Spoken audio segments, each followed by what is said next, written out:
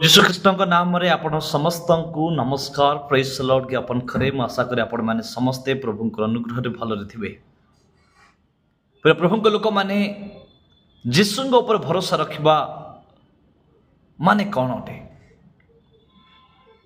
आज अनेक लोक यीशु पाख आसती किसी ना बहाना नहीं कि तो रोग सुस्थ होगापाई कई तो भूतरू सुस्थ पाइबापी रोगरू ऋण मुक्त होगापाई अनेक प्रकार लोक मान आशा रही था यीशु उपर किंतु वास्तविक भाव में यीशु उपर भरोसा रखिबार माने कौन तार अर्थ कौन बाइबल प्रकाश करे प्रथम करंती तार 15:19 एपर लिखा जाए जदि केवल आम कृष्ण ठारे यही जगत पर जब भरोसा रखिछु ताहेले आमे समस्त मनुष्य ठारो दुर्भाग्य अटु।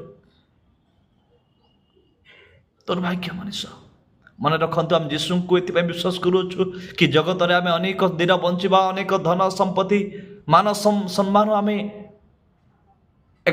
एकाठी कर रखा ये नुहे कि आम भरोसा आम यीशु सहित आम सारा जीवन स्वर्ग आम रहा हो पारे किसी लोक यहाँ मिथ्या लगी थाईपे किंतु वास्तविक भाव में यह सत्य अटे। प्रभु लोक मैंने प्रभु यीशु द्वितीय आगमन अति निकटवर्ती।